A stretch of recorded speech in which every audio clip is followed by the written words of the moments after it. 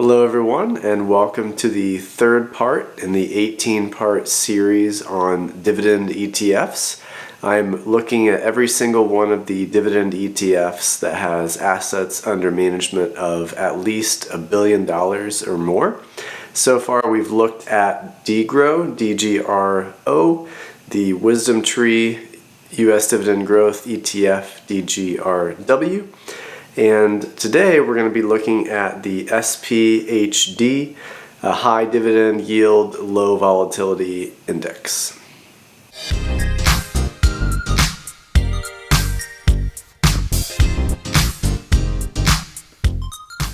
So in this video, like the others, we'll be looking at what SPHD's dividend yield is, its fees.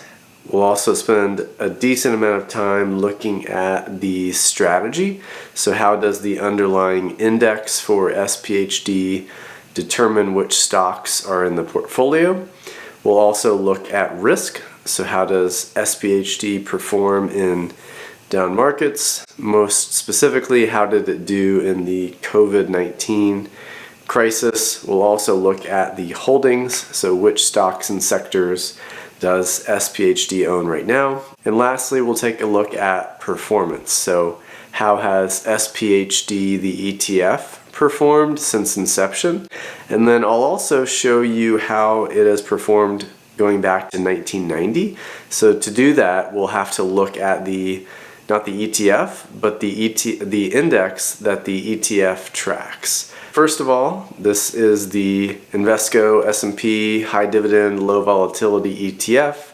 The index provider is S&P Global. We're using the S&P 500 as our starting universe here. The assets for this particular ETF are $2.5 billion.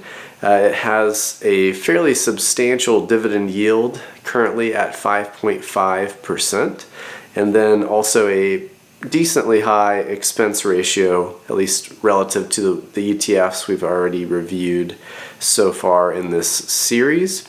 So now let's take a look at the strategy for SPHD. Like I said, the starting universe here is the S&P 500. What the index does is it ranks all the stocks in the S&P 500 by their trailing 12-month dividend yield, with the highest at the top.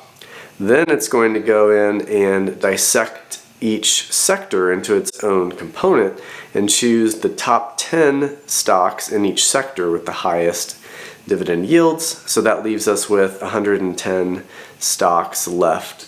Then it will take the top 75 stocks out of those 110. And then the last step is it's going to filter out the highest 25 riskiest or most volatile stocks in that list of 75. A stock that acts like this, moves a little bit per day, is pretty decent volatility, versus one that does this. This would get excluded, and then this stock would remain. So it's going to take the top 50 of those 75 highest dividend yield stocks, the 50 lowest volatile of that particular group. Then it's going to weight each one of those equally. So we're going to have 50 stocks. Each one of those will have a target weight of 2%, which will get us to our overall portfolio. As we move through time, some of these stocks are going to have a higher weighting than 2%. So the index will limit the upper amount at 3%. So once a stock exceeds 3%, then it will be rebalanced back to the 2%. Sectors are also capped at no more than 25%. Now let's take a look at the risk for SPHD. This is the biggest argument against owning SPHD, and that is most acutely seen here in this maximum drawdown of negative 31% from January to the end of March of this year during the COVID crisis. That compares pretty poorly to the Russell 1000 Value Index at less than 27%. It also compares very poorly to DGRO, which was closer to the minus 20% range. So this is a much more risky fund, at least according to how it responded in the COVID crisis. Another indicator of the risk of this fund is here in this upside downside capture ratio. If you'll remember from the other videos, these numbers were more in the 90 to 100% range. For SPHD, what we see is that the upside is 67, which basically means for every 10% that the Russell 1000 value index goes up, this fund goes up 6.7%. The downside capture, so how much downside is it getting versus the index? When the index goes down 10, this fund has gone down an average of 12. So ideally you want to see the opposite. You want to see a fund get more upside on the up days and less downside on the down days. In this particular case, it's pretty clear that that is not happening with SPHD. On the up days, it's underperforming, and on the down days, it's also underperforming. So that is not particularly encouraging for this fund. Let's look at which stocks and sectors this fund owns as of now. And as you might expect, a lot of the traditionally higher yielding sectors are significantly overweighted. So you'll see here that real estate is almost 10% more than the Russell 1000 value index. We also see that energy is decently higher compared to the S&P, which is about 2% at the moment. It's quite a bit higher than the S&P. For the utilities, we also see a 10% excess weighting. Some of the notable underweights are in healthcare, which is roughly 8% underweight. Industrials is almost 10% underweight. And then financials is also more than 10% underweight. And then technology here, I'm just going to point this out. This is about equal, but remember, this is the Russell 1000 value index. If you compare this to the S&P 500, it's a pretty substantial underweight position for technology. And here are some of the stocks that this fund currently owns, and you'll notice that a lot of these are pretty high yielding companies that in a lot of cases aren't showing much growth. A lot of these have a pretty significant amount of leverage, debt. So CenturyLink is one that comes to mind. Exxon is obviously struggling with oil prices. Vornado Realty is going to have some leverage being a REIT. Kinder Morgan's got a decent amount of leverage. AT&T now selling off DirecTV, which was a terrible investment. They've got some leverage. So a lot of these companies are a little bit higher risk on balance sheet, and or they've got some significant headwinds for their business, which is why the dividend yield in most cases is so high, because the stock price has declined fairly substantially, so they're ending up in this index. Now we'll look at the performance, starting with the actual ETF itself. So total return for the last 5 years is 6.7%.